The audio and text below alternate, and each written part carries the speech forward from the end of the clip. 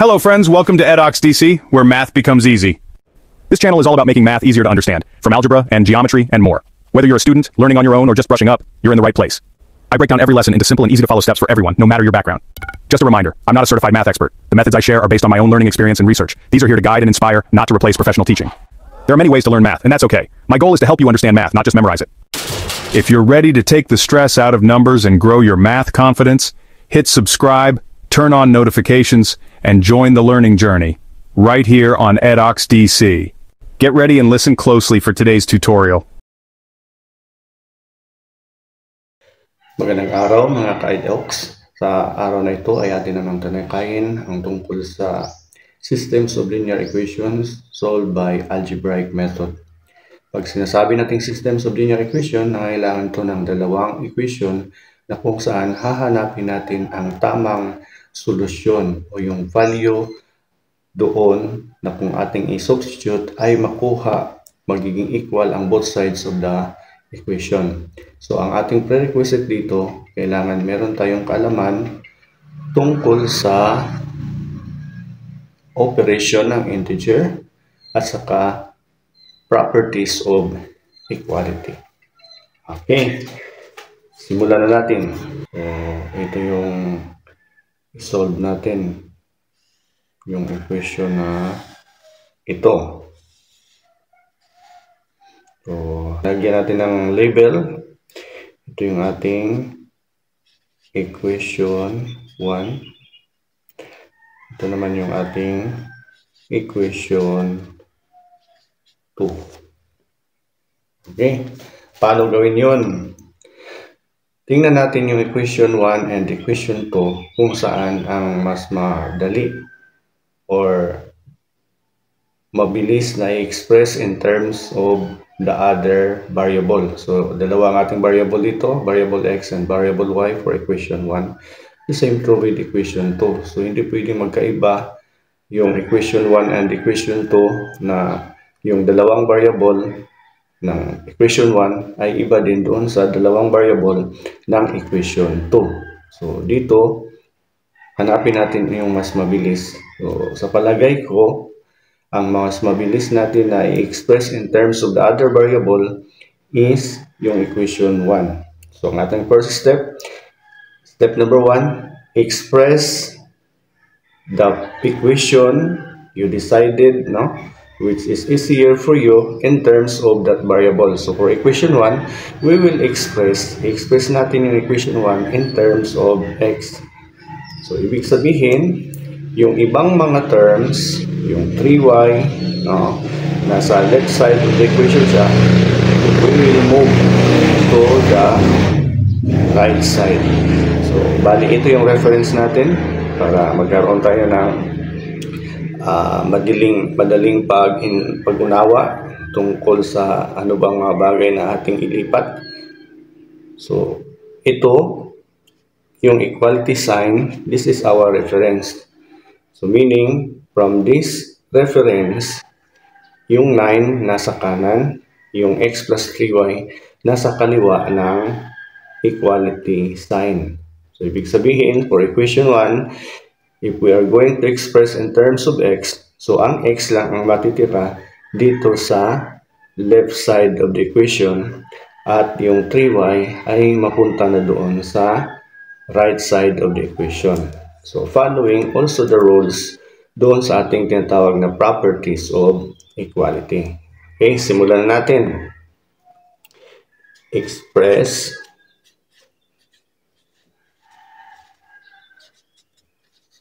equation 1 in terms of x. So, yun. Sulat natin, ulitin natin. X plus 3y is equal to 9. So, yung sinasabi natin, yung first step, express in terms of x. So, ito na yun. Ang matitira lang, yung x, then equal to 9. Yung positive 3y, kasi lumipat na siya, move to the right side of the equation, we're going to get the additive inverse. So what is the additive inverse of positive 3y? That is negative 3y. Or by properties of equality, since our symbol is equal, we are going to make the positive 3y 0 on the left side. So we will subtract it with 3y. So magiging positive 3y minus 3y. Then, subtract tayo dito ng 3y. Subtract din tayo dito ng 3y. So, mahabang proseso na yon. Pero ito lang ang ating tandaan. Pag ang isang term ay na-transfer doon sa kabila, sa other side of the equation, we're going to get the additive inverse. So, sa sitwasyon na to, positive 3y, what is the additive inverse of positive 3y? That is negative 3y. So, wala na. No? Ang natitira na lang is yung x at saka yung kanyang numerical coefficient is 1. So, meaning the value now of x is equal to 9 minus 3y. Again, after expressing equation 1 in terms of x, what is now the value of x? 9 minus 3y. Ano ang gawin dito sa 9 minus 3y? So, ito na yon ang gamitin natin na i-substitute yung variable x sa equation number 2. Again, ano yung gawin? Pag nakuha na natin, na-express natin yung equation 1 in terms of x. So, dito, sa example natin, the value of x now is 9 minus 3y. Ano ang gawin dito? Palitan natin yung x dito sa equation number 2. Okay? So, yan. So, this time, we're going now to solve. Okay? So, ano yung equation 2 natin? Ulitin natin. So, yung ating equation 2 is 2x minus y is equal to 4. Sulat natin. 2x minus y is equal to 4. This is our equation number 2. So, ano yung ating value ng x doon sa ating na-express? So, ito yun. No? The value of x is 9 minus 3y. So, previously, yung ating value ng x is equal to 9 minus 3y. Okay? So, yun. This is under equation 1, no? From equation number 1. So, this time, solve natin yung y. Solve for y. Using equation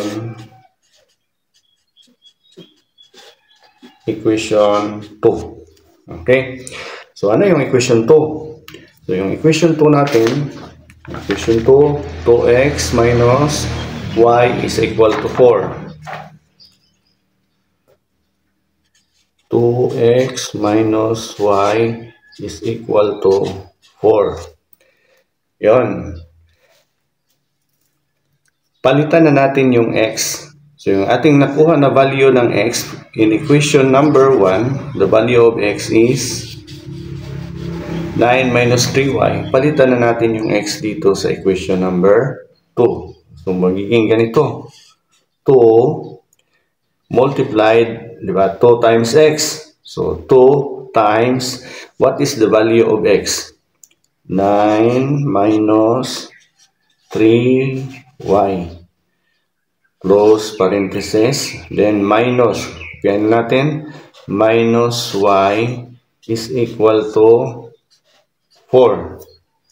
Ayan, nakuha na. So, saan to galing yung 9 minus 3y? So, itong 9 minus 3y, galing ito dito sa value ng x. Dahil tinanggal na natin yung x, pinalitan na natin ang kanyang value, na itong value ay sa equation 1. So, originally, yung equation 2 natin, 2x minus y is equal to 4. So, nakuha, meron na tayong, kasi ang ating procedure is by substitution, i-substitute na natin yung nakuha nating value ng x sa equation 1 papunta dito sa equation number 2. So, yung x magiging 9 minus 3y. Kopyahin na natin, minus y equal, then 4. Then, we have now to perform the necessary operation. Simplify. So, distribute 2 times 9 is 18.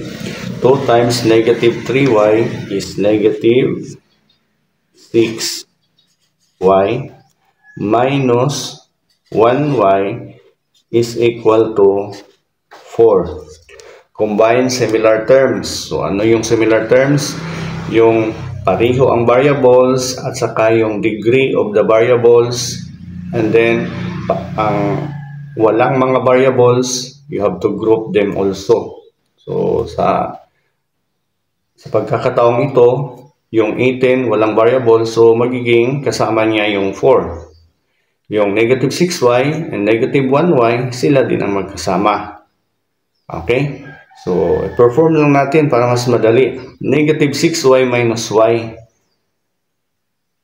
Alam nyo na yung operation of integer. No? So, negative 6y minus y. In terms of subtraction of integer, so we have to get also the additive inverse. So, minus positive y.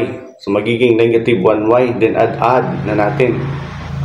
Diba? So, negative 6y minus y, that is negative 7y. Equal to 4. Kasi, papunta na sa kabila. Now, from left side of the equation, this is the reference natin. Now, so reference natin. So, nasa kaliwa siya, papunta doon sa kanan. Kunin natin yung kanyang additive inverse. So, that is proper to equality, subtraction property. So, magiging positive 18, magiging negative 18. Okay?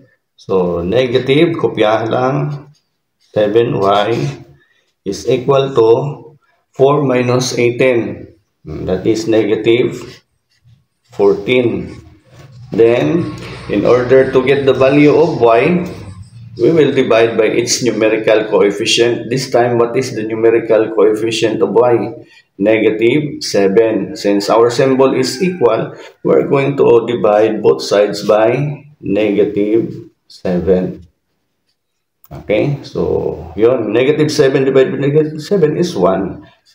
1y is equal to negative 14 divided by negative 7, positive 2. Therefore, the value of y is equal to positive 2. Okay. So, kunin naman natin yung value ng x. Kunin natin yung value ng x. We will use equation number 1. So, balikan natin yung ating na-express kanina. Para mas mabilis, itong na-express natin kanina na x is equal to 9 minus 3y, pwedeng ito na ang gamitin natin para makuha yung original value ng x or the numerical value exactly of the x, no? After substituting with the value of y. Okay? So, yun. So, x is equal to 9 minus 3y. So, substitute. Solve for x. Solve for x when y is equal to 2. O, yun. So, kopyahin natin. X is equal to 9 minus 3y. X is equal to 9 minus 3. The value of y, ito yung value ng y natin, is equal to 2. Substitute with 2. Then x is equal to 9 minus 3 times 2. Distribute. Perform the operation. That is 6. So x is equal to 9 minus 6 is 3. What is now the solution set or the solution to the systems of linear equation? The solution set now is x is 3, the abscissa, and then y is 2, the ordinate. Okay, so SS meaning solution set.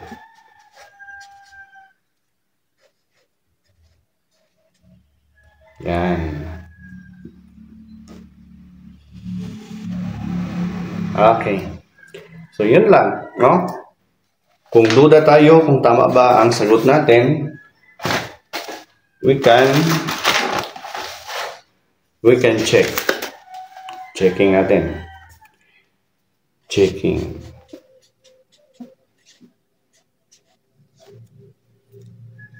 Check whether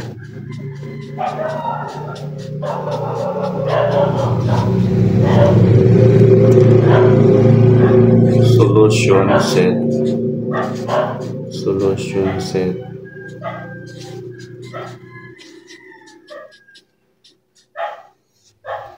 is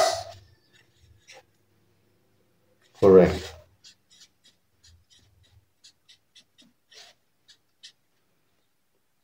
Equation 1. Original equation. Equation 1.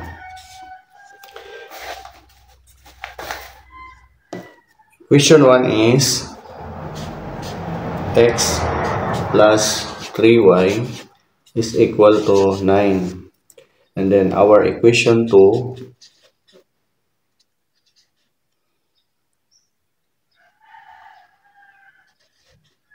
2x minus 1y is equal to 4. Okay? So, yung ating solution set natin is 3, 2. 3, 2. Okay? So, 3 that represents x, the abscissa, and then 2 that represents the y, the ordinate. So, substitute. Equation 1, x plus 3y is equal to 9. So, x is equal to 3 plus, kopyahin ng 3. Substitute with the value of y, which is 2. Check kasi natin. So, is it equal to 9? Perform the operation.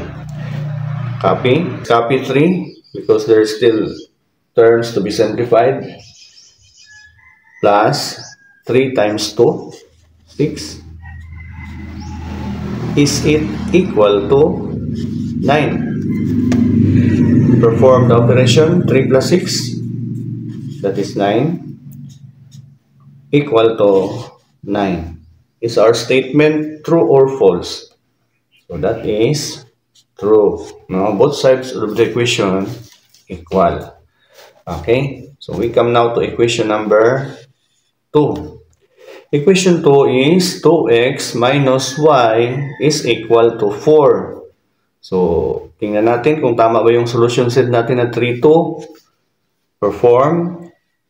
So, you just substitute 2 times the value of x is 3 minus the value of y is 2. Is it equal to 4? 2 times 3, perform the operation, that is 6 minus 2.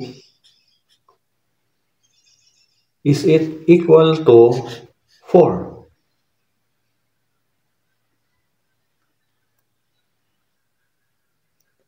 Six minus 2, 4, equal to 4. Is our statement true or false?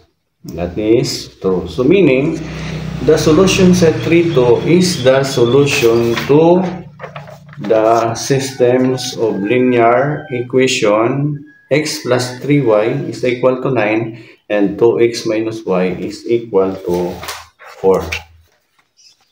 Okay? So, yun.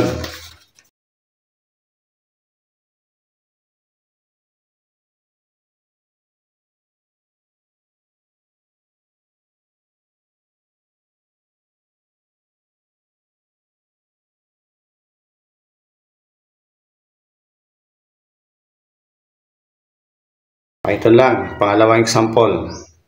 Makinig mabuti. Example number 2. Solve the systems of the equation 4x minus y is equal to 8 and then 2x minus 3y is equal to 14. Yan. So, itong ating equation 1. Then, this one is our equation 2. Okay? Ano yung gawin natin? Solve the systems of linear equation. So, hanapin natin yung solution set dito, no? 4x minus y is equal to 8 and 2x minus 3y is equal to 14. Ano yung first step natin? So, first step is you have to decide alin ba dito. Hindi kayo mahihirapan. Hindi kayo mahihirapan na i-express yung one variable to the other. Okay? So, yun. So, in our previous example, we express in terms of x. Since x has the numerical coefficient of 1 already. So this time, para mas madali lang i-express, para walang fraction na value, no? So hanapin natin yung numerical coefficient is 1. Between the two equation, so only equation 1 has the numerical coefficient of 1, yung variable, no? And specifically yung variable na y. So ito ang gamitin natin, no? So we will express equation 1 in terms of y. Okay? Yun. So express equation 1 in terms of y. Okay? So, yun. Kopya natin. 4x minus y is equal to 8. Paano gawin yun? When you are going to express one variable from the other or in the equation, when the equation is, you decide to express one variable from the other, no? So, you are going to make first determine the reference. Tandaan nyo muna yung alin doon yung reference, no? So, alin dito yung reference natin? Yung equality sign, no? So, yung equality sign ng reference natin, saan dito yung nasa kanan, nasa kaliwa. So, yung nasa kaliwa, 4x minus y, yung nasa kanan is 8.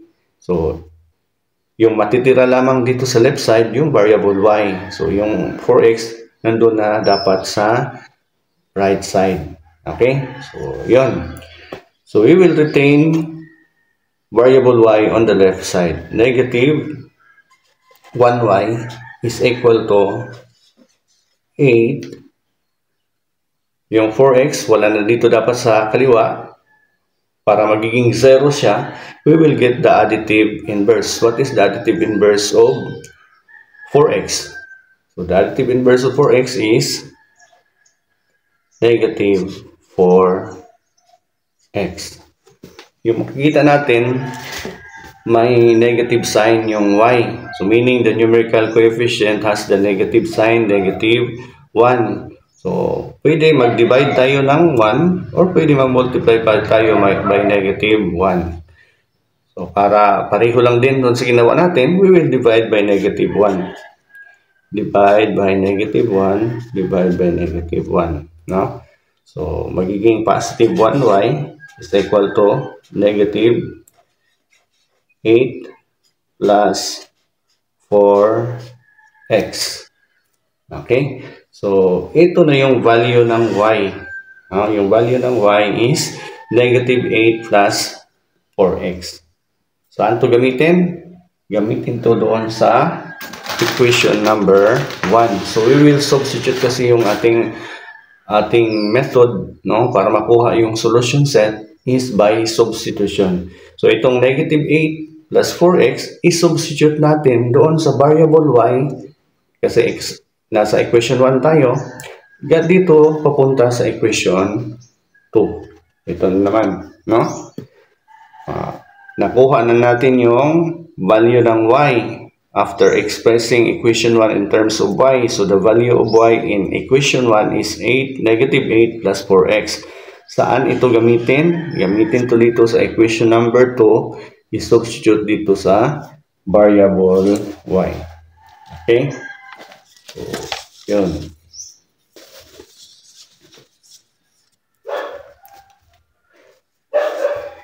So, previously, nakuha natin yung x, yung y. The value of y is negative 8 plus 4x. So, isulat natin ito sa ating kabila. Isang page natin. So, we will now solve x using equation 2. Solve for x using equation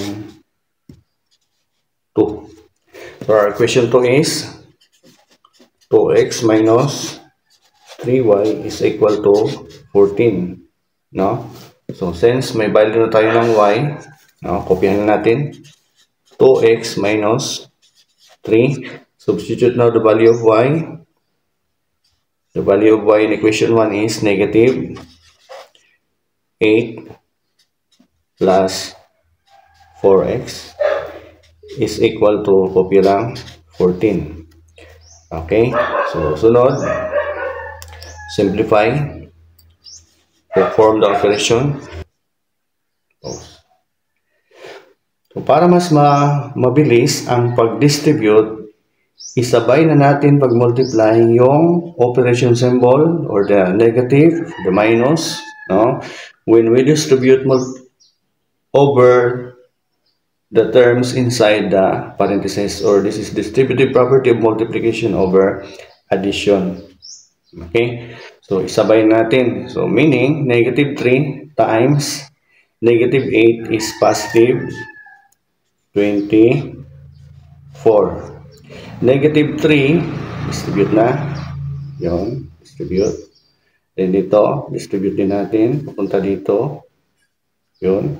Negative 3 times positive 4x, unlike sign, negative times positive is negative 12x is equal to 14. Okay? So, yun. Then, combine similar terms. Combine similar terms.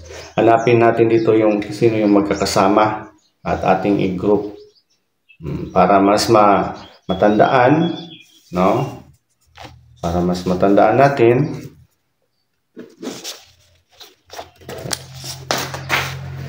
hindi natin didiretso, no? I-group muna natin ano yung what other terms similar to 2x. What other terms similar to 2x? So, yung 24 walang x, so ang 12 lang. So, i-group natin sila. You have 2x, walang nagbago, minus 12x is equal to 14. Yung 24, walang variable, so kasama dito dapat sa 14. No? So, yung mga term na walang variable, para mas magandang tingnan, nandun sa kanan, right side of the equation. So, this is positive 24. Para magiging 0, get the additive inverse. Additive inverse is negative 24. Yan, minus 24. 4. Okay? So, yun. Perform the operation. Similar terms can be added or subtracted. So, 2x minus 12x is negative 10x equal to 14 minus 24 is negative 10. So you have the numerical coefficient of x, which is negative 10. So we will divide to make it positive 1. Divided by negative 10. Divide also the other side by negative 10. That is equal to 1. So x is equal to negative 10 divided by negative 10 is positive 1. Okay? So yung value natin ng x is positive 1. We will now solve for y. Okay, so if x is equal to 1, what is the value of y? So ito lang ang gamitin natin. Solve for y when x is equal to positive 1. Okay, so yun. Y is equal to negative 8 plus 4x. Y is equal to negative 8 plus 4 times the value of x is, x natin, the value is 1. So y is equal to negative 8 plus 4 times 1, that is 4. Perform the operation on like sign in addition of integer. Subtract the larger absolute value from the smaller. So meaning 8 minus 4. What is the answer? 4. Then prefix the sign of the number with larger absolute value. So ang taas ng absolute value is 8, so negative 4. What is now our solution set? Solution set is 1, negative 4. Value of x is 1. Value of y is negative 4. So, yun. Ating i-check. Checking natin. Duda tayo kung tama ba yun. Okay, so your equation 1,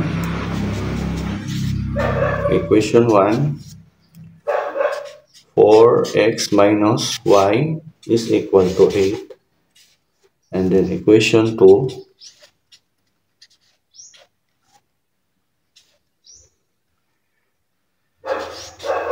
2x minus 3y is equal to 14.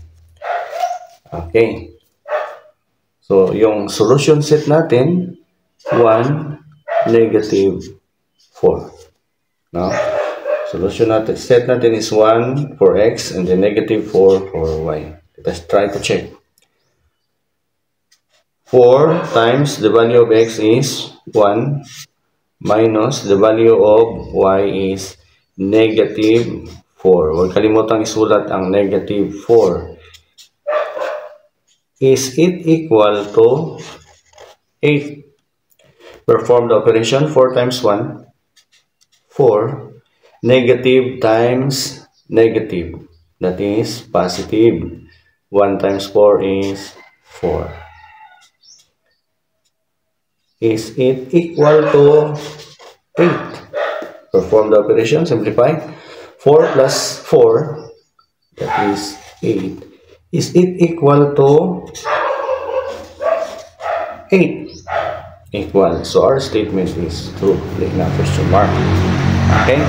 So, yun. Tama. How about equation 2?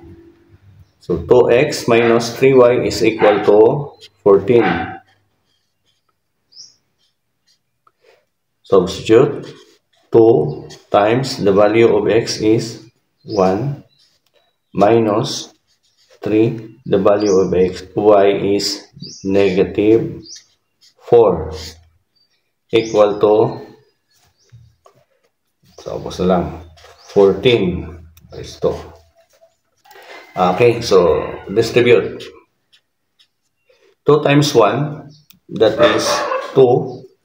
Then negative 3 times negative 4, that is positive 12.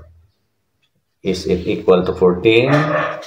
This one, is it equal to 14? Equal ba? Let's try, perform the operation. 2 plus 12, 14. Is it equal to 14? Okay, equal. So our statement is true. Meaning, the solution set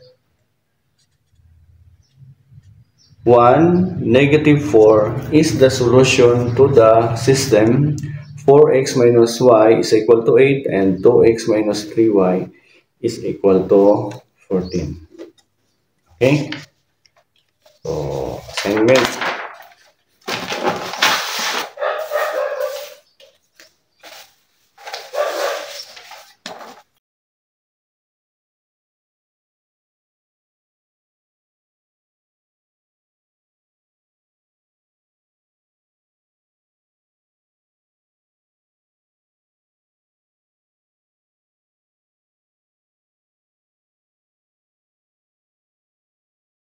Assignment.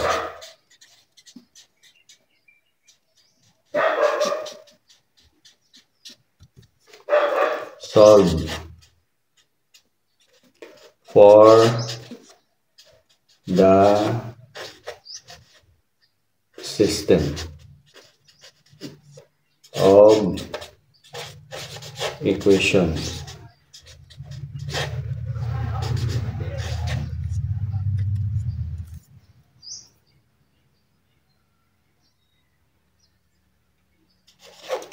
y minus 4x is equal to negative 3.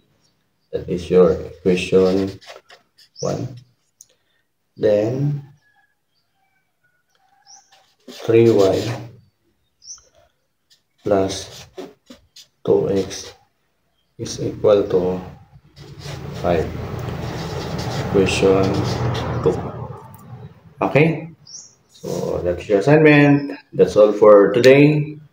See you next video.